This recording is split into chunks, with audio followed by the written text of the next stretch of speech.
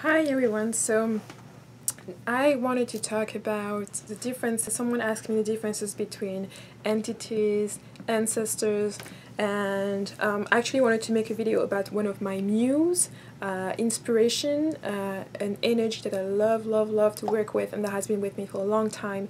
And so I am gonna take the opportunity with this video to answer those questions as well, because they are really related.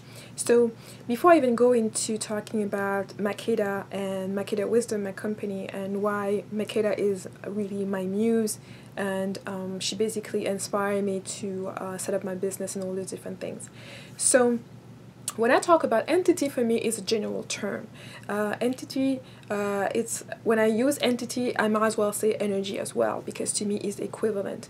An entity to me, an angel is an entity, a demon is an entity, whether you see it as positive, as negative, a deity is an entity, an ancestor is also an entity. Okay, so it's just a really broad general term to just say that this thing, which is not a thing, it's an entity because it's more energy wise, it's just less of a material dense form.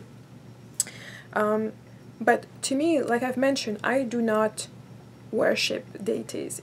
And this is why when I provided you with the books of Mami Wata, and how there's a priesthood where people are worshipping deities or working for deities and all this different stuff. Much like in a religion. That's why in that book she refers to the Vodun religion. As I mentioned, I'm not part of any religion. I have my own system of belief. Especially for you, if you're new, that will give you a little bit more of a background, but I have my own system of belief that I've developed throughout the years, and at the core of the system of belief is my tradition from being Bamileke, and the things I've learned from that tradition, from my own lineage, and from my grandmother, great-grandmother, and my ancestors. Okay, now to that knowledge, I went out to the world. I'm able to travel the world, to visit different places, to communicate with other people and learn from so many different people, and I always take what works for me, what resonated with me, and incorporate it in my own practice. So when I'm talking about deities, deities are entities that are being worshipped, meaning that they're receiving energy from whoever's worshipping them. And if you refer to my manipulation videos, when I was talking about things that we manipulate, things that we tend to want to change or that we want to modify. In a worship relationship, there's one of the deities up and the person that's worshiping is down usually. And this is why this person worshiping is calling on the deity for something, and thanking the deity, and basically because the assumption in that kind of relationship is that the deity is somewhat superior. The deity is there to do things that this person cannot do on their own. And so that's one of the ways to see it. And the deity can be a deity. The deity is not necessarily, does not have to me the aspect of being positive or negative. It all depends on what you're asking the deity to do for you and whether the deity accepts or not, and how the deity is being perceived in that particular religion or tradition. So that's going to be setting, whether you're going to see it moral, or negative, positive, whatever you want. But the essence is the essential in this relationship where you're worshipping a deity is that you are sending a lot of your energy to this entity in order for that entity to do things for you, or so that you feel a certain way by doing that. Now, the way I approach things, and to me this is why I don't go and seek out deities. I don't look on the internet and find out, okay, what is this deity, and then now I'm gonna set up an altar and have the deity come to me and call the deity and those different. I don't do that. The way I work with different energies or entities or deities is because they come to me. They want to explore an aspect of my personality. Sometimes they are interested in the work that I'm doing, and there is an exchange, meaning I know very well that this deity is contacting me because the deity and the entity need something from me as well. When people are starting on the path or starting on their own spirituality, they learn, the first thing they learn is altars, setting up your altars and all of that, but I think they do not really understand that when you're lighting up like even incense as in the back, or a candle, those are like energy for spirit in the spirit world. So you're basically giving energy to whoever entities you're working with. If you're doing that for your ancestors, you are sending energy to your ancestors, okay? And the deities that may come to you, they're coming to you because they do need that energy. When you're focusing and meditating about an entity, whether it's Ganesh or whatever entity or deity you're meditating for or towards to, you are emanating and resonating that energy toward them. You are, quote unquote, feeding them. And I still didn't find, there was a great movie on the Roman, the Greek deities, where basically they kind of show and demonstrate the concept that I'm trying to translate here, which was a movie where the gods who started fading away because nobody was praying to them.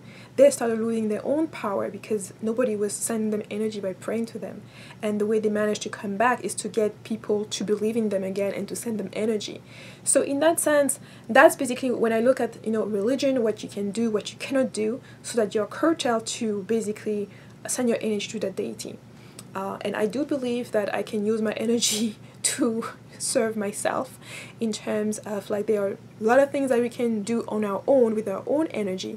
And when you really think about it, in the Babylonian tradition, God does not interfere in mundane life. That means God is not going to come down and in your little pity and help you, and fix up some petty things you had with your neighbor. No, in our cosmology, or our way we perceive the sense, the Almighty, the source energy, is not interfering in this crumbling down all the way down here, okay? And this is why you have all of these arrays of other deities that are here to assist and to help and all the different things.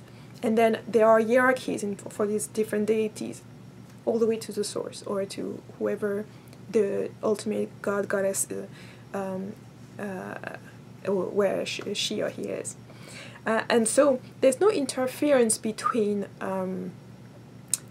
there's no sense of you are subject to do a particular thing for another entity. Because if you really and truly understand, it's an exchange. It's always an exchange. You should never feel like this entity is making you do things. The only way the entity is going to be making you do things is because you are letting that entity. You already gave at some point, some people gave so much power to that entity, so much vibration, so much of the energy, that they are no longer in control of their own energy. They start, feeding onto that. But I'm not going to get too much into that. It was really to basically say that when I notice a deity is trying to get my attention, a deity or an entity is trying to get my attention, I focus on what they want, and I assess what they want and what I want is a match or not. And from there on, we can establish. I can now say, okay, I'm going to do certain things for my practice. I may set up a temporary altar for whatever we're working on and feed to for this particular purpose. And then once that's done, I will just take that altar down and then use it for something else. So it's in that sense that the only altar that I have that's consistently there is my ancestors' altar. And this is oftentimes also the reason why people will say, if you want to start with working with entities or anything like that, the place to start is with your ancestors.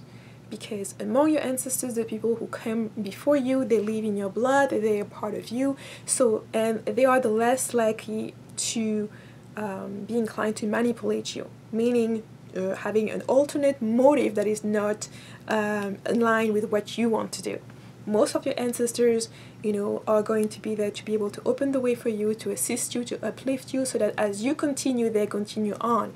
And this is very particular because in African spirituality, in my own tradition, ancestors come back. So if they enable you to strive, you will have children and then they will be able to come back.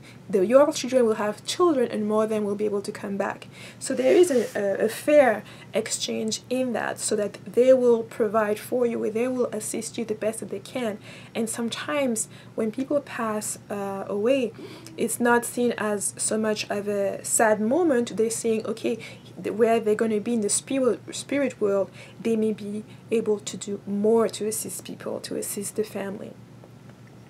So now that I think that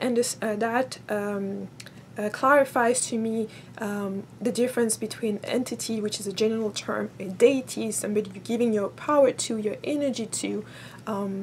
Just like an entity can be a demon can also be a deity, because some people worship demons as well. So it's really, for me, like I said, it's a matter of perception, and it's a matter of knowing also what kind of relationship you want to establish. You know, some people worshipping deities makes them feel great, help them thrill and do everything that they need to do in life and enjoy their life even better. For me, the way I like to do it, what drives me and what makes me feel good, is to know that I'm an equal partner. It's an even exchange. The deities that come to me are deities that knows that they need me for something. And that's how I understand that.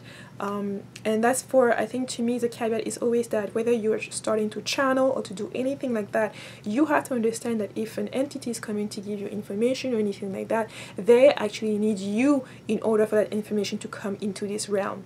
So you have to understand that, so that you're not necessarily being manipulated, or so that if you want to do that the way the entity wants to do it, then that's fine. It's just in terms of, if you're looking for entities that are going to serve your own purpose, that you always understand that caveat, that if this entity comes to you particularly and you refuse to feed it, there's nothing that they can do to force you to do that, because that's your own free will. And so long as you do understand that, you have the free will to worship whoever you want to worship or not to. It is really a personal decision.